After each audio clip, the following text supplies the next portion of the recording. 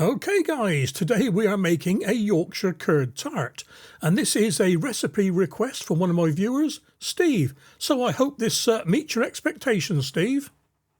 Alright then, so what we need to get this Yorkshire curd tart started is some curd, and to make the curd we've got some whole milk, a couple of lemons and a little bit of salt. So let's get the pan on the heat. Well, this is Jersey whole milk. I'll tell you what, this is really creamy. Look at that, look at the cream, stopping that coming out.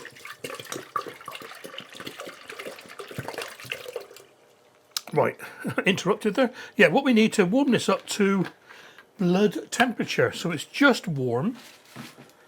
And that is about 37 degrees Celsius. So I'm going to use my finger because only me going to eat this. You can use a thermometer if you want.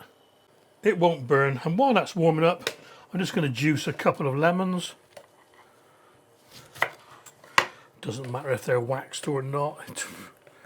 There's a lot of fuss about waxed lemons these days.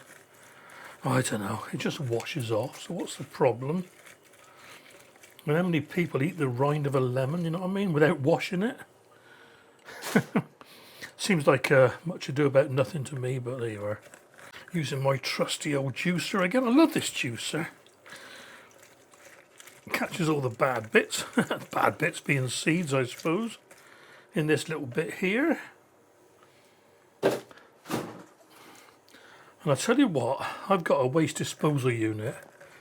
And what I do, I put these I put these lemon skins down the waste disposal unit, and they don't have to refresh it. Take away all the bad odours. The only other thing we need a sieve. We're going to need a bowl to catch the whey in. A bowl to pour the warm milk in. And some sort of muslin cloth, cheesecloth, just to strain it all. That's going to be a few minutes yet, so back in a minute. Well, that was really quick, guys. I'll tell you what, that is now almost too hot to keep your finger in, so that is just right. Off with the heat, into the bowl. A good pinch of salt, maybe half a teaspoon. And in with the lemon juice. I'm going to take this off in case the pips pour in.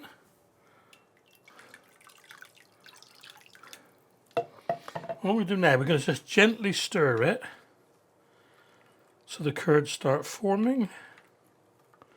And it's getting thick already, I can feel it. There we are, look. It's a bit different to my other cheese recipes because this is quite cold temperature, quite cool. Just stirring the lemon juice and the salt in. And we're going to come back in a few minutes. This is going to take about 20 minutes to sort itself out.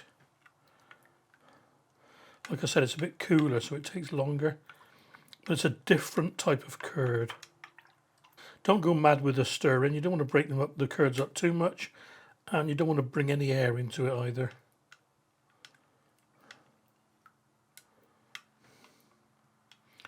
Okay, back in a bit. Okay then, that has cooled for I don't know, 10 minutes or so. This cloth's a bit big really, but we'll give it a go. Let's see what happens here then.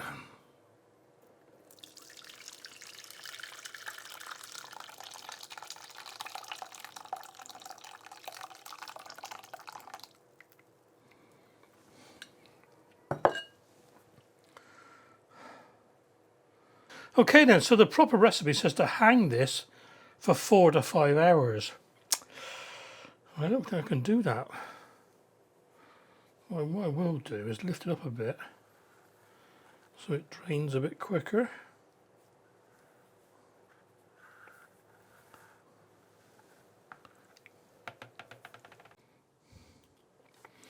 There we are.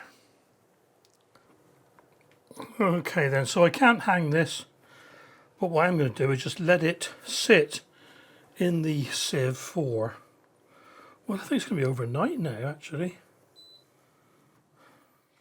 Okay then, here is the curd after, well, it's been sat overnight actually, so we got a bit more liquid out of it, look. Yep, I'm going to put this into a little pot now. I think I'll wash this in the sink. I don't really want this clogging up the washing machine. So for the main part of the Yorkshire curd tart, we need the curd, a couple of eggs, some butter, raisins, salt, ready rolled shortcrust pastry, some caster sugar and some allspice. Allspice, not mixed spice. And the first thing we need to do is blind bake the pastry. And for this I'm going to spray my little flan dish. I use this one here, Decora. Seems to work. It's a little bit more reliable than just using butter, I found.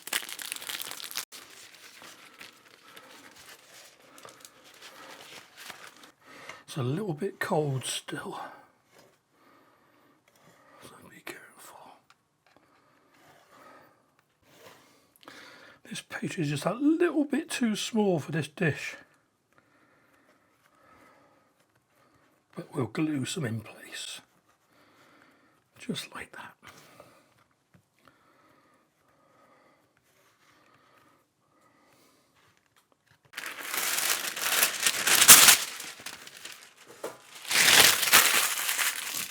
Give it a good scrunching up. Easier to get in all the corners.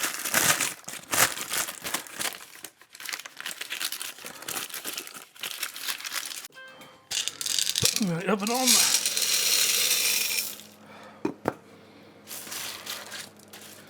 I'm just going to blind bake this for 15-20 minutes. The trouble with this dish is it's hard to pick up without damaging the pastry around the edges. And while we're waiting for that, we'll get everything else ready. Starting with 125 grams of butter.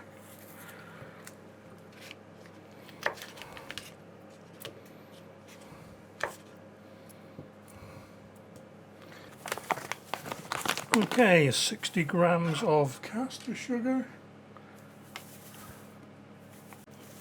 Roughly.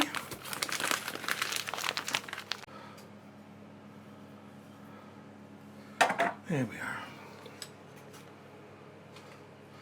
I'm just going to cream this together. Butter's a bit cold still, but you'll get it going. Okay, that'll do. We don't want it to cook too hard, this one. So I'm going to put these beans away. He says, I'm picking things up.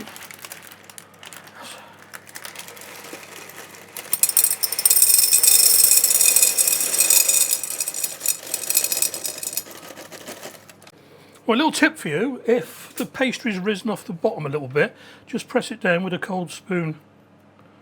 But this hasn't risen, so we're okay. And you'll notice I didn't dock this one either.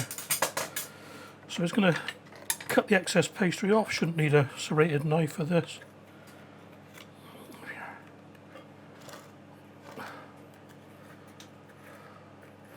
Still soft enough, look, see.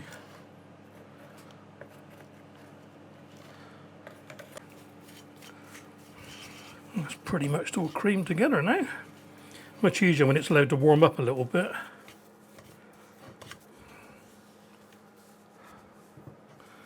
Try to do it so you can see. Yep.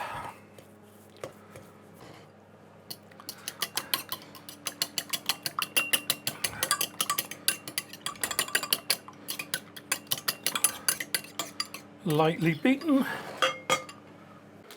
I put the oven back on at 220. What do you want? 125 grams of raisins. Let's make sure they're raisins and not currants. Close enough. And the cheese, and I think that's about it. Can let this cool down a little bit more. Yeah, it's all right actually. And it's just a case of mix it all together now. Pinch of salt.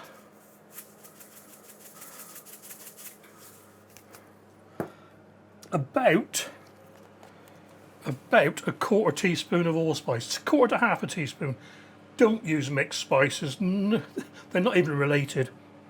This is the ground pimento berries, whereas mixed spice, as you probably know, is all spices all mixed together. So in with the egg, in with the cheese. I could have used a bit more actually, but it would be all right. In with the raisins and mix together.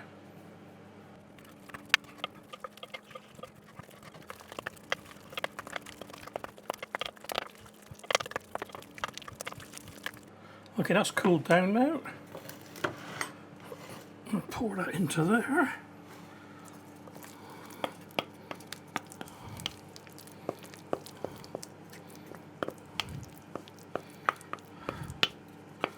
Spread it around a bit.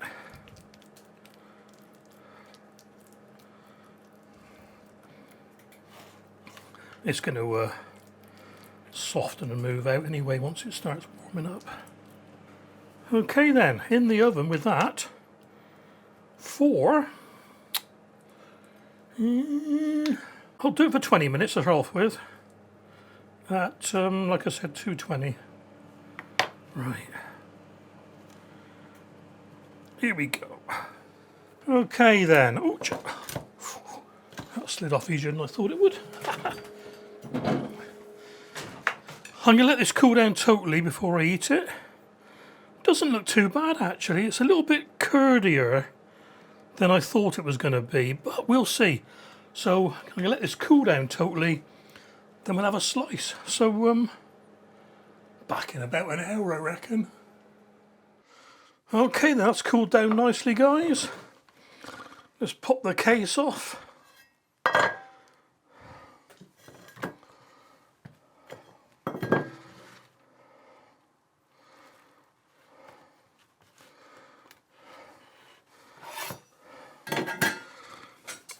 And I think we need to have a bit of a taste of this.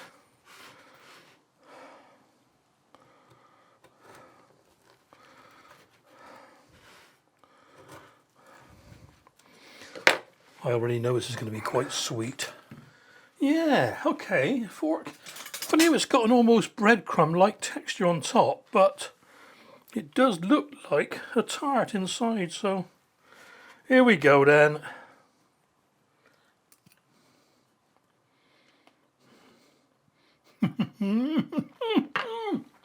Oh yes, that is quite, yeah,